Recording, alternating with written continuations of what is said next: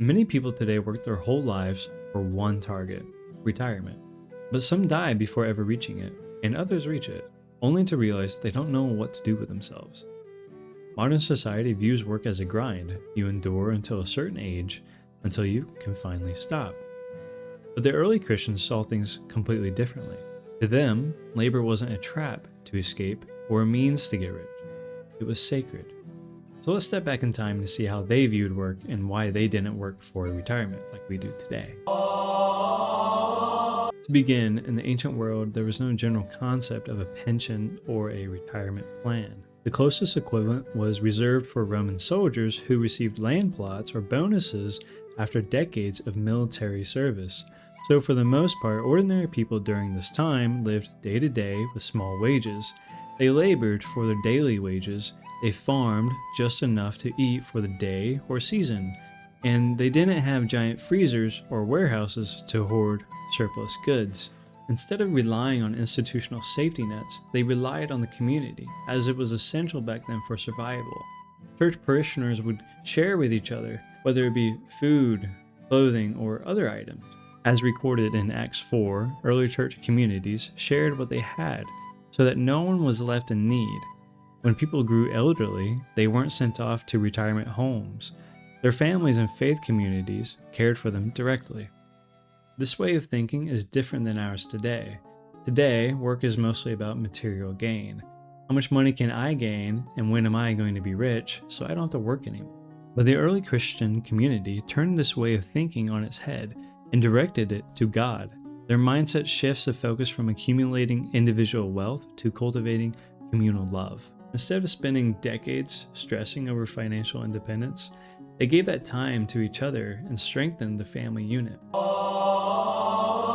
Besides the lack of modern financial systems and pensions, early Christians viewed work as a lifelong service, not a tool for building personal wealth, pile up money in a bank and invest later on in the hopes of becoming a millionaire. In Genesis chapter 2, verse 15, God places man in Eden to cultivate and care for God's creation, a true gift. It was his God-given duty to care for God's creation. But after the fall in Genesis chapter 3, God sends Adam out of Eden to till the land.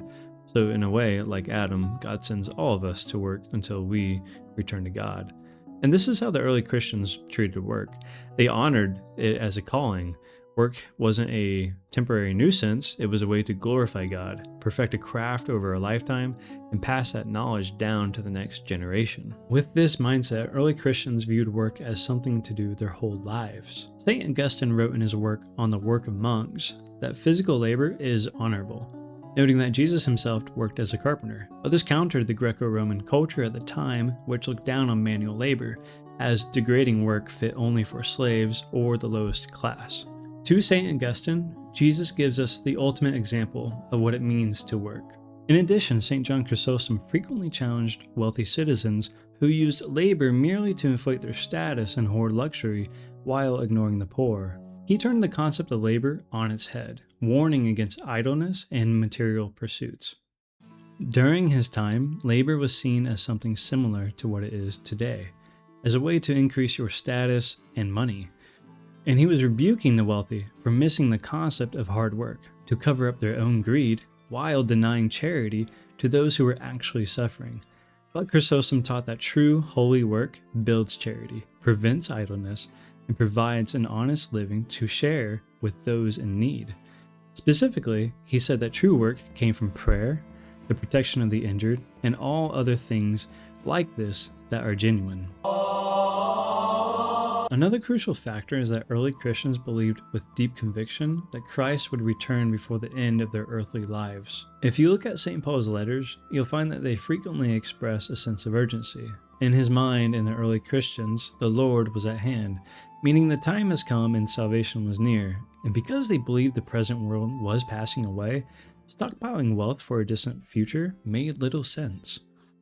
Long-term financial hoarding wasn't just unnecessary, it was a distraction. Instead, they focused on God, family, and community. They practiced Jesus' commandment to love God and neighbor.